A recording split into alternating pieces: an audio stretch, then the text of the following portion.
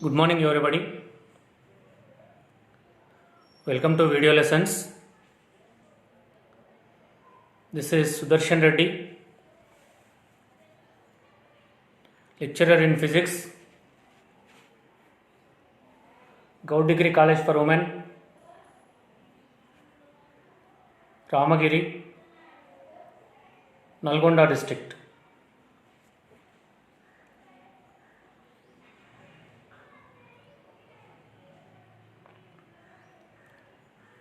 I am going to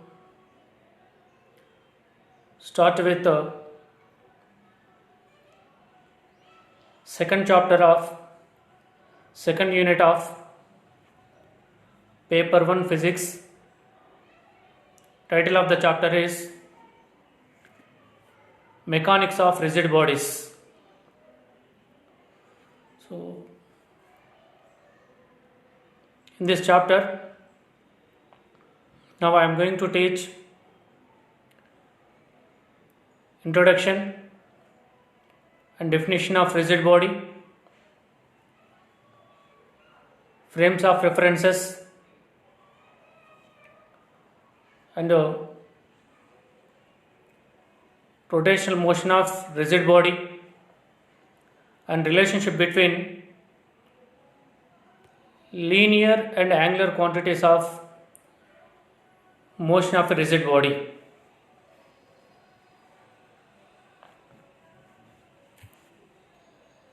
These are the concepts I am going to teach in today's class.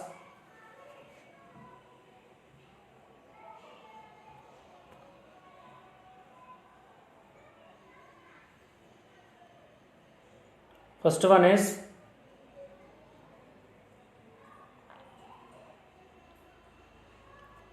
definition of rigid body, and second one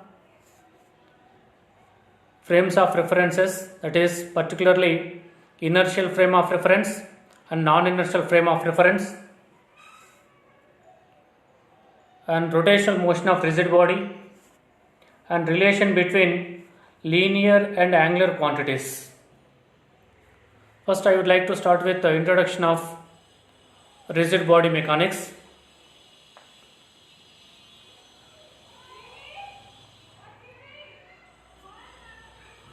First one, already we know there is a distance between particles of a system. So they are fixed to their own positions in solids in the absence of external force. If they are also fixed even due to the application of external force, and if there is no change in magnitude and there is no change in shape of the body or shape of the system of particles, then we call it as a rigid body. So the definition on the screen is, what is rigid body is on the screen.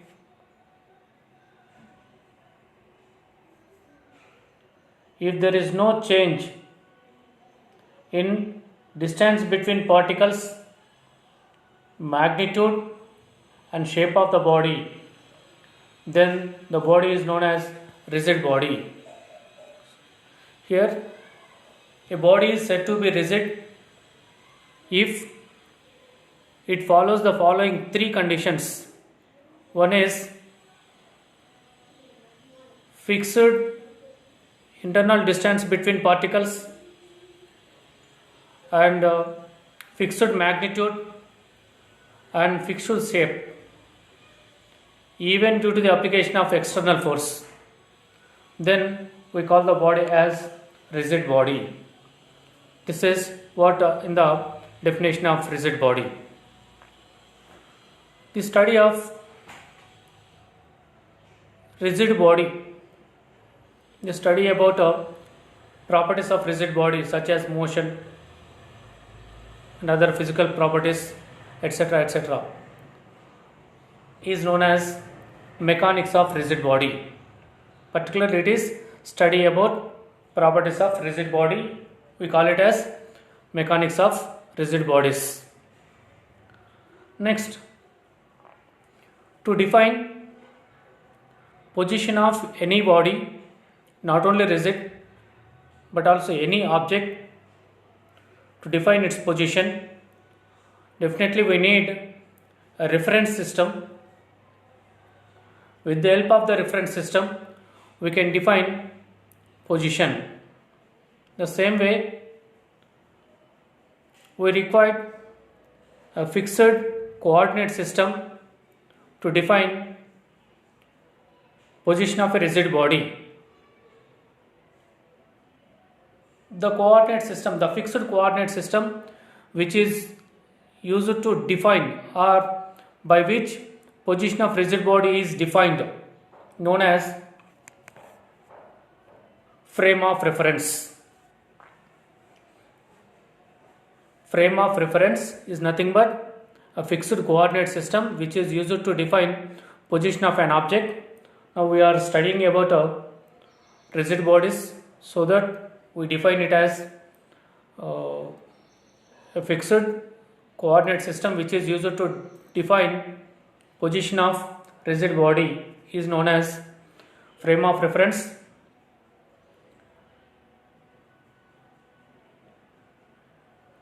So there may be more number of frame of references around an object.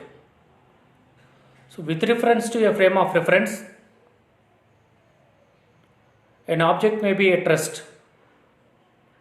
If we observe the same object with reference to another system, it may be in motion. That means the state of position of an object is different in different frame of references. For example, let us consider an object, the surface of a table, or a person sitting in a vehicle, four-wheeler or in a bus at rest. The person sat inside the bus on the chair at rest. So he is at rest with reference to bus. But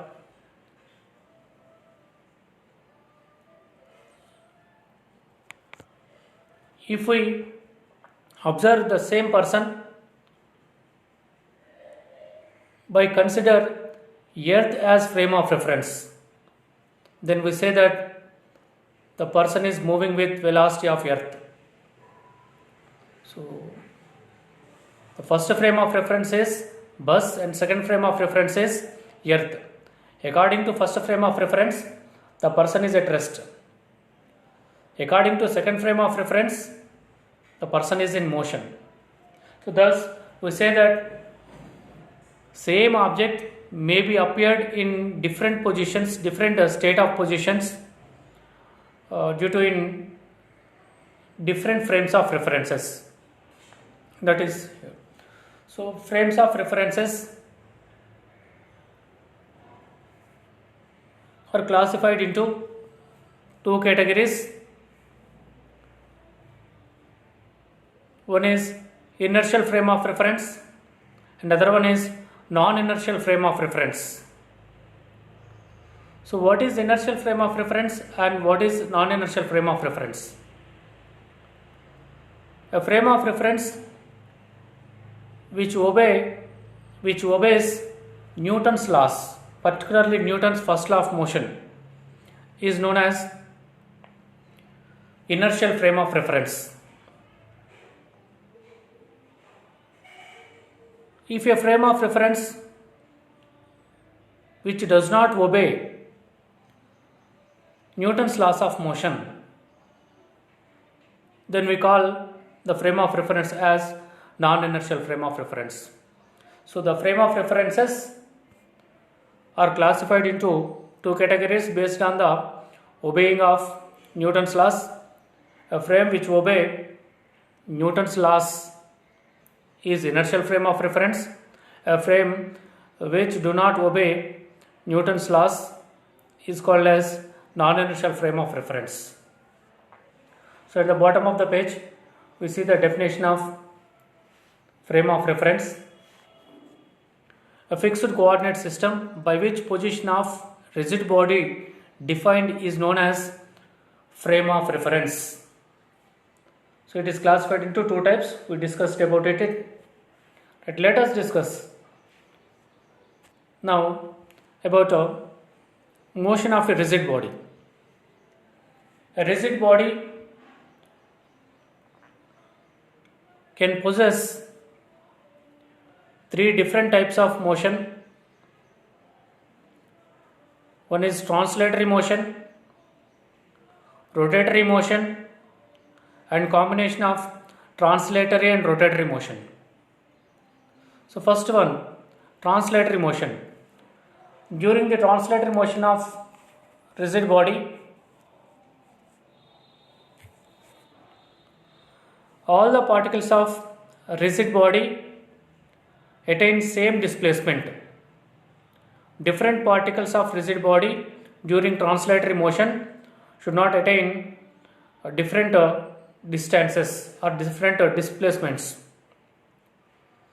So, next, second one is rotatory motion. The rigid body is fixed to a point and it rotates about a fixed axis. All the particles execute circular motion around the axis in their particular paths. Thus, all the particles move around the axis with same velocity but with different radii. This type of motion is known as rotatory motion. Rigid body can possess rotatory and translatory motion at a time. So this special type of motion of rigid body is known as rolling motion or sliding motion. So this is about three different types of motion that are possessed by a rigid body.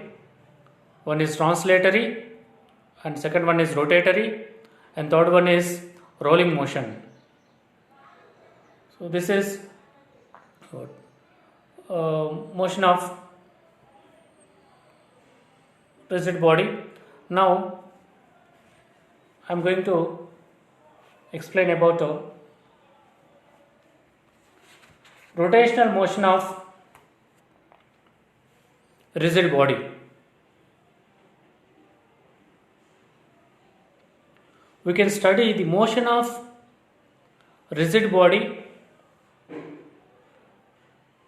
with the help of its center of mass, but it is not easy one, it is complicated one.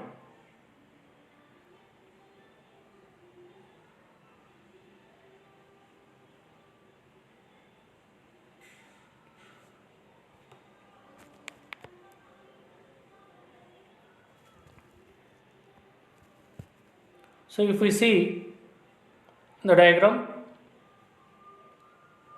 each and every particle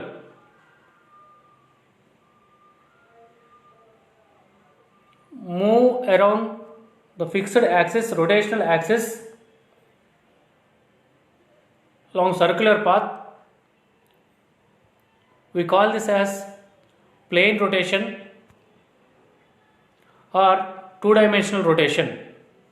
All the particles revolve or move around the axis of rotation, the axis like this. So this type of motion of particles around the axis is known as plane rotation or two-dimensional rotation. So here if we see,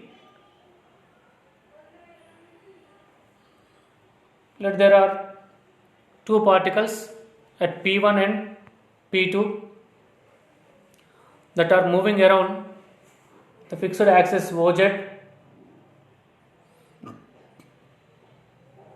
and their center of rotation are A and B, and their position vectors are R1 and R2. Both the particles are moving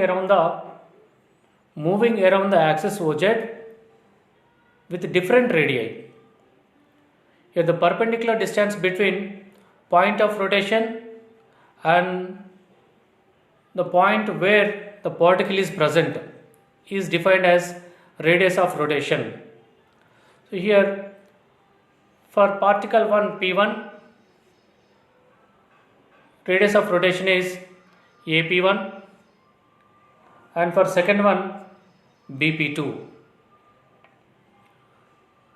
Both are moving with same speed around the axis, that after a duration delta t seconds of time, both the particles made same angle delta theta. We call this delta theta as angular displacement. Angular displacement. Now, with the help of this angular displacement, we can define angular velocity, and angular velocity is represented with omega. Omega is equal to delta theta by delta t. So, a rate of change of angular displacement is defined as angular velocity. From this, you can write simple words. Omega is equal d theta by dt. So here angular velocity is virtual vector. It does not obey addition and associative property of vectors. So from this we can define angular acceleration also, that is alpha is equal to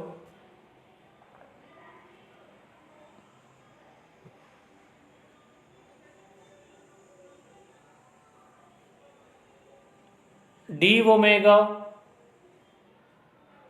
by dt. So here angular acceleration alpha is defined as rate of change of angular velocity. So here it is very similar to linear velocity and linear acceleration. The rate of change of linear displacement is defined as linear velocity. The rate of change of angular displacement is known as angular velocity. Just the word linear displacement is replaced with angular displacement. The same way, by replacing linear velocity with angular velocity, we will get angular acceleration. This is about angular acceleration. Now I am going to explain about relation between linear and angular acceleration, angular quantities. So first, from laws of geometry, from the diagram, S is length of arc and angle made by this arc at location O is theta and radius vector is r. From this we can write theta is equal to S by r. From this, S is equal to r theta. So by differentiating it with time, we will get ds by dt is equal to r d theta by dt. We know ds by dt is rate of change of linear displacement, we call it as linear velocity, and d theta by dt is rate of change of angular displacement, we call it as angular velocity. So from this we can write v is equal to linear velocity, v is equal to r omega. In terms of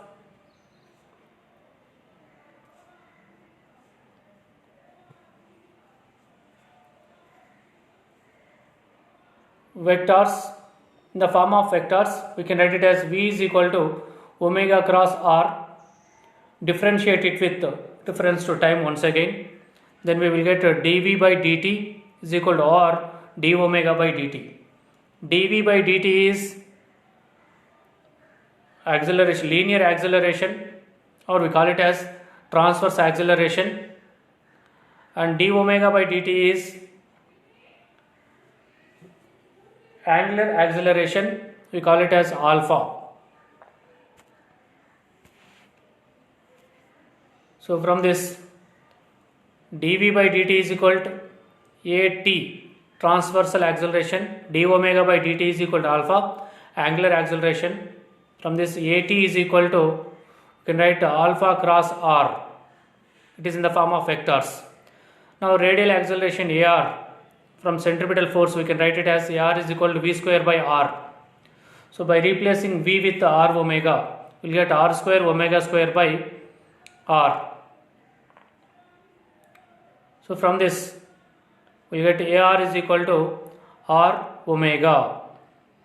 So from this, the total acceleration of a rigid body in rotatory motion is written as a is equal to at plus ar. That means acceleration of a rigid body in rotation is equal to the sum of transverse acceleration and radial acceleration. So we can see the directions of radial acceleration and transverse acceleration.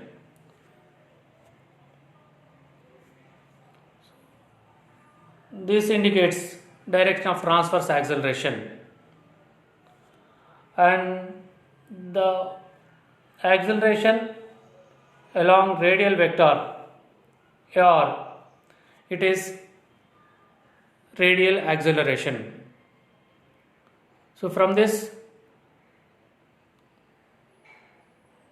the transversal acceleration is always along the tangent of particle in rotatory motion, and radial acceleration is either towards or away from the center of rotation of the particle around the axis. So this is about rotatory motion of rigid body.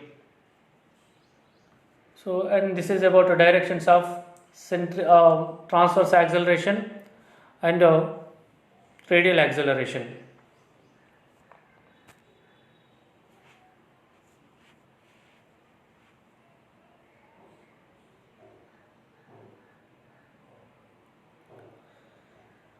So in today's class, we discussed about definition and introduction of rigid body, inertial frame of reference, non-inertial frame of reference, and rotational motion of rigid body, and relationship between linear and angular quantities. These are the 5 concepts what we discussed in today's class. And next,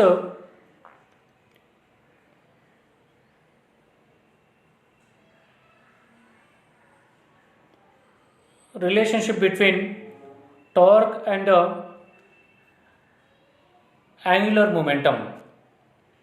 Already we discussed about this in previous chapter. Torque is defined as the vector product between position vector and force. Tau is equal to R cross F. Tau is torque and we can define angular momentum J as r cross p. R is radius vector and p is momentum vector. So you can derive relationship between these two, tau and j, and we call the relationship between these two as general equation of motion of rigid body. Let us discuss about this in next class. So this is about today's class.